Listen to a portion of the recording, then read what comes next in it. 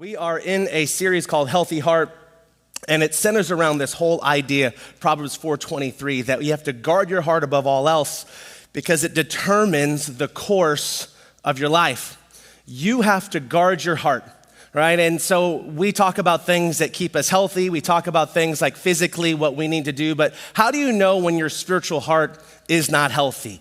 And we've been looking at several areas. Last week we talked about self-deception, and today we're going to talk about something that I think will be very challenging for us.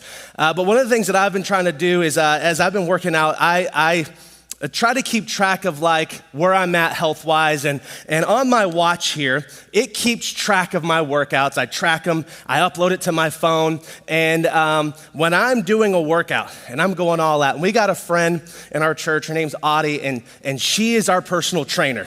All right, and she's honestly incredible, but she gives us some really difficult workouts. So it'll be me and Aaron, and Pastor Colin does these things as well.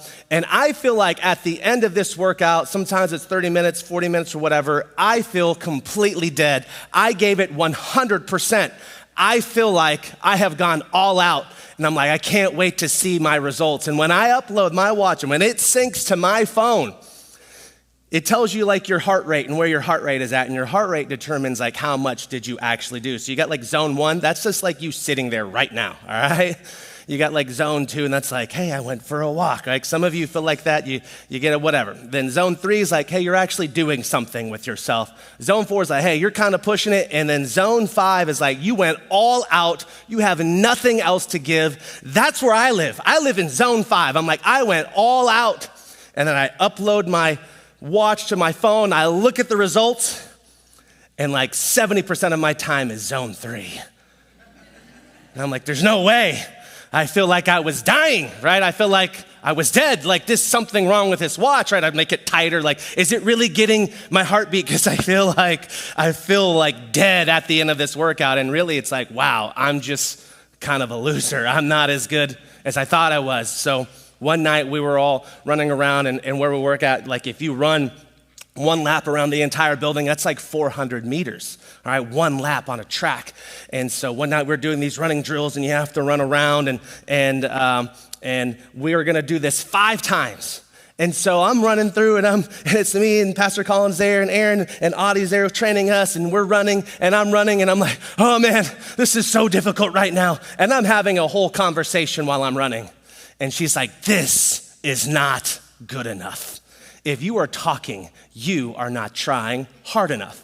You can do more than what you're doing right now. I was like, yes, ma'am, I'll try. And so the next lap, we started running. And on the lap 4, I barely peak into like zone 5. And I'm like, whoo, that was something, you know? And she says, this last lap, she's like, you will lead the entire pack. And she's like, I'm like 5'2", and if I catch you and I pass you, there's gonna be severe consequences. So I said, okay. And so I take off and I start running. But you know, like halfway through this thing, I'm gonna quit. I just feel like there's no way I'm gonna make it. And all I hear is, I'm short and I'm catching up to you. That's a scary thought, because if you know, like if you don't know anything about it, she is extremely strong, and I'm like, she will break me. All right, so I just sprint as much as I'm putting everything into it. And let me tell you something, when you get to zone 5, like when you're there, my body felt things I have never felt before. My arms started tingling and like literally going numb. I'm trying to finish, like I'm blacking out as I'm running. I'm like, oh my gosh, this is what it feels like to die. I'm literally running myself into a stroke, right? Like it was very intense. And I remember just being done with it. And I remember like running that. And I remember just looking and telling myself, wow, I thought that I was pushing myself, but I realized that I wasn't really pushing myself. And it was since then I've been able to like track where I'm at in a workout and see like, am I really giving it my all, or do I just feel like it? I share that story with you today because today is gonna be one of those messages. There's gonna be some things that you feel like I'm giving it my all. And I'm telling you that today, when we listen to this thing, you might realize you're really not pushing it at all. There's gonna be some area for growth. You feel like it's difficult. You feel like you're doing all that you can, and I'm gonna let you know you're probably not. It's your body, it's deceiving you, it's lying to you. What we're gonna talk about today is materialism. And I know this is one of those messages where I'll say, Pastor, like I get it. Like I know money is not most important. I know that I don't need it. I know I have all that I need, but that is not how we live. We live like we need it and we want it. And you know, like money can't buy you happiness, but it can buy you a boat and a truck to pull it, right? You can do that if you had a little bit more money. And all of us think about, we have those dreams like, well, if I just got that promotion, if we just got that new job, then we'll be able to do this. So here's my bold prayer for us this morning. It's simply this: God, give me less of what doesn't matter and give me more of what does matter. Give me more of what does matter.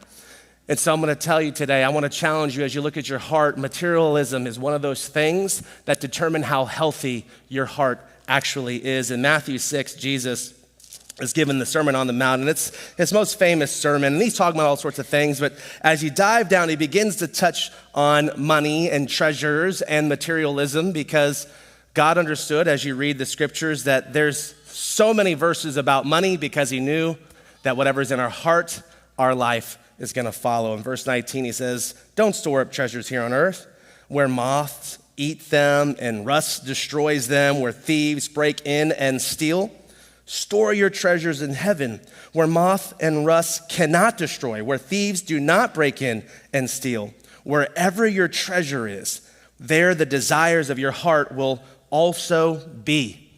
Your heart determines what you really value and treasure in this life. You can say one thing, but your bank account tells the real story. Your credit card statement tells you what you really value. And you can say, I love God, I put him first, I do these things, but your life will actually show something different. We agree, right? Like we agree with Jesus, like, okay, yes, I want to build up heavenly treasures, but at the same time while we live on this earth, I want nicer things, nicer stuff. I want the latest phone, gotta have the next thing. It's the next trend, it's TikTok shop nonstop, right? Like it's just so easy. Our life makes it simple. Amazon is just one click, buy it now. We don't even have to think about it. But why do we do that? Why are we so consumed as Americans in general with materialism? Well, maybe for some of us, this is just trying to fill in the emptiness we think that we have inside. So we're trying to fill it with stuff. We think the stuff's gonna make us happy, and yet it doesn't, so we just buy more and more. We think maybe having lots of things or nice things or certain kinds of stuff gives us value. So we say, if I have these things, it makes me something, it makes me feel important. Maybe we just bury our feelings in shopping because that's our way, it's our escape. We don't have to think about the life that we have, and yet some of us may not realize we actually have a problem. Most of us don't feel like we need more, but yet we live like we want more. The writer of Hebrews, he says it like this: therefore, we are surrounded by such a huge crowd of witnesses to the life of faith. Then he says this: let us strip off every weight that slows us down, the things that like ultimately keep us from God. He says, let's take these things off of our lives and put it away, especially the sin that so easily trip us up. Let us run with endurance the race that God has set before us. How do we do this? By keeping our eyes on Jesus, the champion who initiates and perfects our faith. Because of the joy awaiting him, he endured the cross, disregarding its shame. Now he's seated in the place of honor beside God's throne. In other words, the writer says, we need to take off the stuff that ultimately keeps us from God. And do you know what keeps us from God? It's all of our things. Our things, the stuff where moths and rust destroy, where people want to take it from you, that life that we ultimately live for, it weighs us down. And what this writer says is, he says, take those things away. Keep your eyes on Christ. This is the most important stuff. But what do we do when like we buy a house, or like the first time you're buying a house? What do we want to look at? The closets. Why? Because it's got to be big enough. Why? So we can put our stuff in it. And then once we fill the closet up, like, does this have an attic? Because there's some things I'd like to put in there. Oh, it'll stay there, right? My grandkids will deal with it when I'm gone, but it's there, right? And then when the attic isn't big enough, what do? Well, our cars don't need the garage, our stuff does. And then after we fill the garages, what do we, some of us, we rent storage units for what? All of our stuff that we forget that we have. We need these things. Why do we feel like we need these things, but yet we hold on to them so tightly? Aaron and I, the first 8 years of our marriage, we moved 7 times in 8 years, all right? We did a lot of moving. One thing that we got really good at was getting rid of stuff, all right? Because when you're moving constantly, you're like, don't need that, don't need that. Are we really taking, nope, not taking it. And we've condensed down. Very easy to do. But we've lived in our current house now for 9 years. I've personally never lived in one house that long in my entire life. And one thing that happens when you live in the same house for that period of time is you collect lots of things, right? And so what do? We stick it in the attic. And when I go up in the attic because I need to get something and I walk in and I start stepping on stuff because I can't get through the path that is there, that's our clue. We start getting rid of stuff. And sometimes when you go through an attic, it's like Christmas all over again. I'm like, I didn't know I had this, right? And this is amazing. It makes me feel joy right now. And then a lot of stuff we're like, I can't believe I kept this. And we're getting rid of stuff because we realize that we don't need it. I want to challenge some of you to go to zone 5 in terms of materialism. You feel like you're doing well. You feel like your possessions don't own you, but they actually do. I'm going to challenge you to go to that next level, to say, do I really need these things that I feel like add value to me? Maybe it's time for some of you to hit up Facebook Marketplace, not to buy anything, but maybe to sell some stuff, right?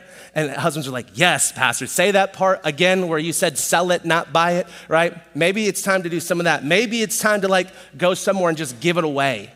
Hey, this is just free, just give that stuff away. Maybe it's time for some of us to cancel some services we don't actually need. How many of us, we're paying for things over and over again monthly, we don't even know that we're using it? Maybe for some of us, it's time to free up our schedules. We're so consumed with working because you're having to pay for all the things that you have that you're neglecting everything else around you. One of the things I've started doing, I've really been doing this probably the last 4 or 5 years, is when I buy something new or if I get something new, if I get a new t-shirt, if I get a new pair of jeans, whatever, then I take that, I put it in my drawer, and I take one out, and I give that one away. I don't accumulate more. I'm just replacing. And that's something new I started doing. It's just something for me. I don't think I could ever be like Steve Jobs, 2 outfits. That's not me. I can't do that. But at the same time, I don't need to have so much either. So I get something new, and I replace it, and I cycle it on down, and I want to get rid of those things because at the end of it all, it's just a t-shirt. It's just a thing. It doesn't give me any value anyways. And yet you can think about that for anything when it comes to this life. We want to just get rid of these things that are holding us back. And some of us have no idea that our materialism is controlling the way that we live. The reason why we have so much debt is because we have a problem with things. We have a problem with things. You don't have a payment issue where it's not like you're not getting paid enough. Most of us are getting paid more than enough. It's just the way we live our lives. We have a habit problem. We have a spending problem. And so we need to take our eyes and put them on Christ. And again, the prayer is what? God, give me less of what doesn't matter. Give me more of what does matter. The things that don't matter, any one of us here, we would all agree, none of the things actually matter. Some of them are fun, some of them are cool. But do they actually matter? It's of course not. But yet, the way we live our lives, we do that. Someone who had much authority on this topic was a guy named Solomon. He was the wisest person to ever live. And he prayed to God for wisdom when he became the king. God not only gave him wisdom, but he gave him all the money and all the power in the world. This guy was wealthy, wealthy that we wish sometimes we could be. His city was so wealthy that it said that silver was like rocks in the street. Can you imagine being that wealthy? And yet he writes it like this in Ecclesiastes 4:6. And yet better to have 1 handful with quietness than 2 handfuls with hard work and chasing the wind. What he's saying is it's better to just have all you can in life, and just one hand, just whatever you can hold on to, and then have one hand so that you can be free to do whatever with quietness, then he says, than to have both hands full of everything that you can get, and yet you're just striving hard after the wind. I got this bowl of candy. It's getting to be trick-or-treat season, right? A little time. But this candy bowl right here, I got such a variety here. Anyone a fan of like peanut butter M&Ms? Super good. Yes, right there. All right. She was the first one to raise her hand. So you got to be quick sometimes. Got to be first. All right. This bowl of candy, all the different kinds of candy, it represents all the fun things in life, like houses and cars and toys and like vacations and 401ks and retirement, all the things. All the things are representative here in this bowl. And you think about all that life has to offer, and we think about it, we dream it, and we go, man, what do I want? Oh, I definitely want that, I want this. And next thing you know, we're like, I want all of this and that one, and I want all of this. But then something else comes up in life, and you're like, well, I want that too. Then you're like, can I grab more? And we live our life like this, constantly striving after the wind, never having enough, always wanting more, looking at what I don't have, going, I want that too. Don't we do that? We live our lives and we start scrolling online and we're like, I want that too. Why do they get to go there? Well, I want to go there. I must work more. Oh, well, they got a better job than I do. And so we look about ways till we could acquire more, and yet we forget how much we're already holding in our hands. We just want more, but Solomon says, just have one, just one hand, because then you have another hand to go, oh man, I see a need, I want to be able to help them. Oh, I see that person need, okay. Oh, okay, I want to be able to help out. Man, I feel so content. Man, this is great. Oh, you know what? That would be awesome. I would love to go do that thing. You know, we have the bandwidth to do that. I am. I'm gonna go, oh, mystery flavor. Yeah, that's what I want. I need a little mystery in my life, right? I can do that. Why? Because I have one hand free to do whatever. And this is what Solomon says. There's much more peace here, he says, than here, because now you got to keep up with everything that you have. And it's hard to maintain all of the things. And yet, why do we live like that? Because we feel like we need more. Some of us, we're living with two hands full and your marriage is dying. And we neglect it because of all the things. And one of the number one causes of marital issues is finances. Why? Because we don't know how to tell ourselves no.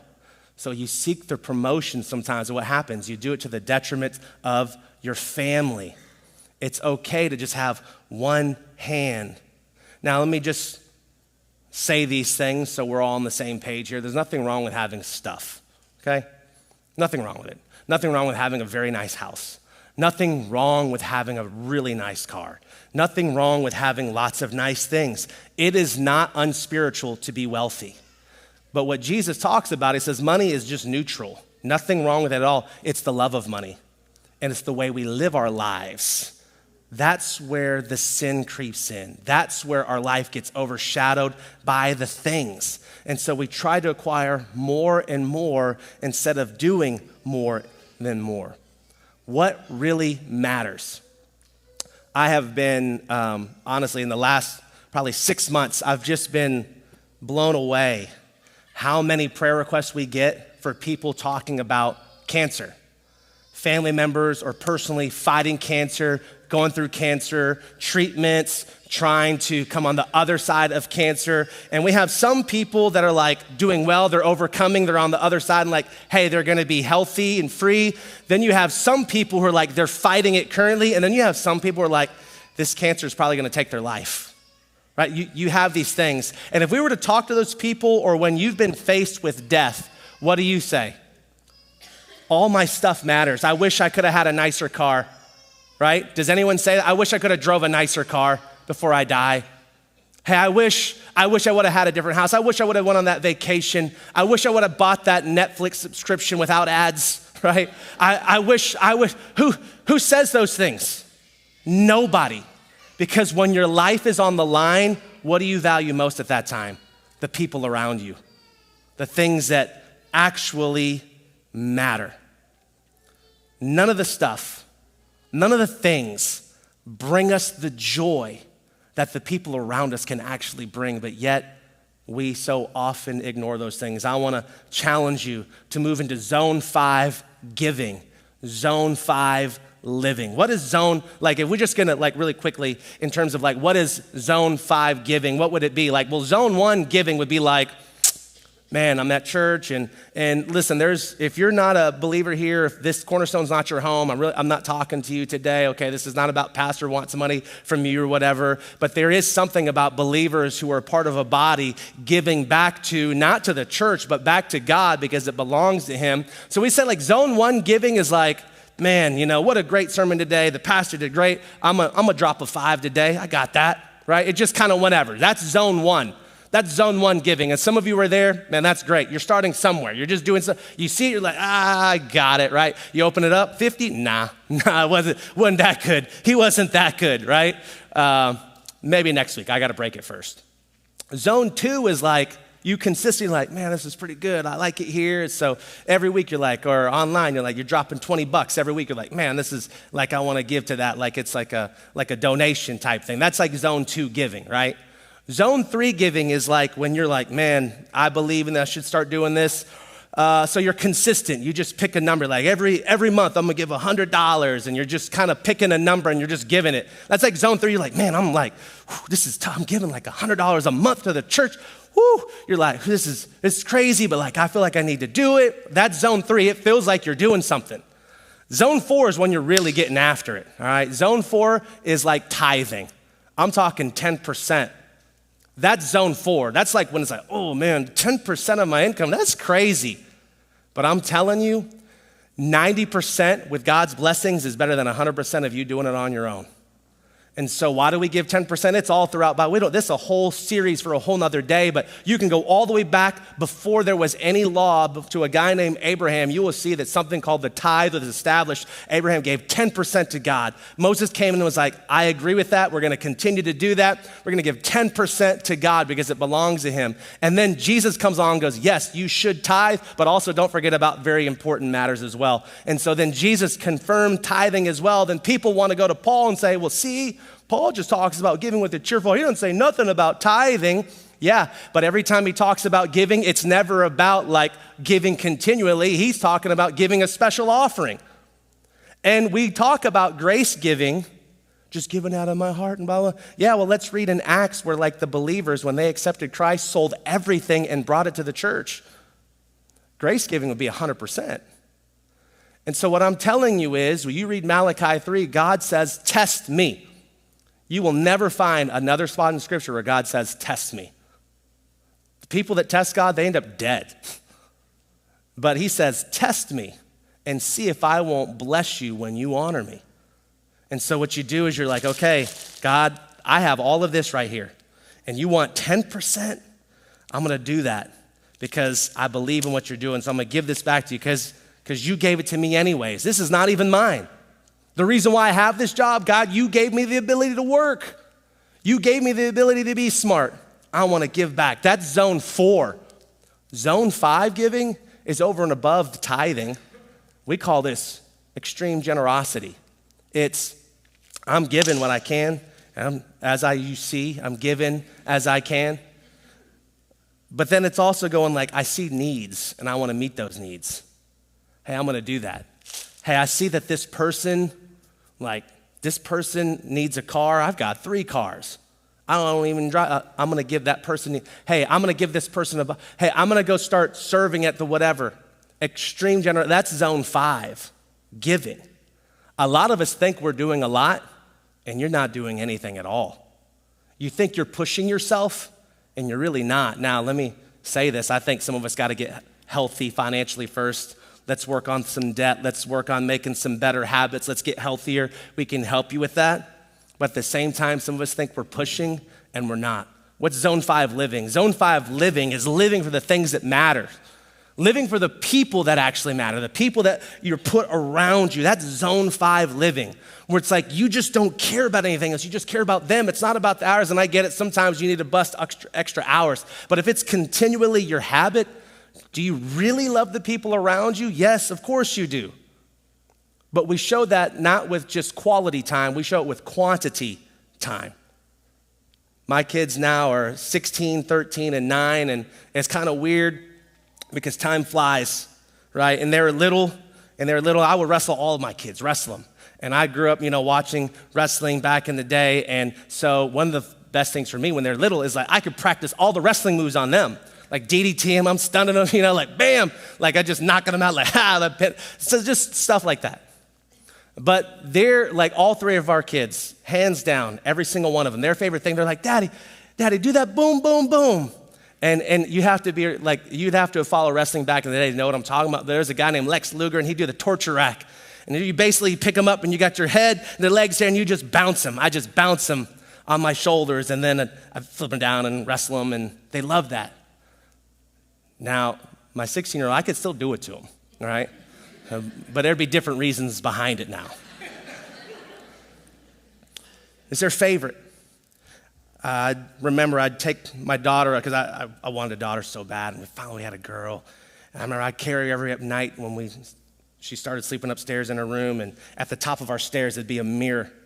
I'd carry her. I always pray with her every night. And I remember seeing like her little feet just hitting me right here in my stomach. And I walk up the stairs, and it just started getting, now I walk her up the stairs, and her feet dangling hit me in my ankles.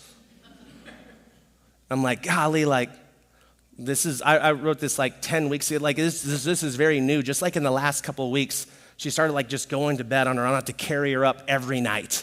Because like, if it's like a couple more weeks, I'm gonna have to like flop her over my shoulder. Like girls getting big, And I realized like just how short time is, my sons, it's just like that. They could be out of the house, living their own life, doing their own things. And I think about this stuff, those memories that I have like just locked into my head. Those are the things that matter.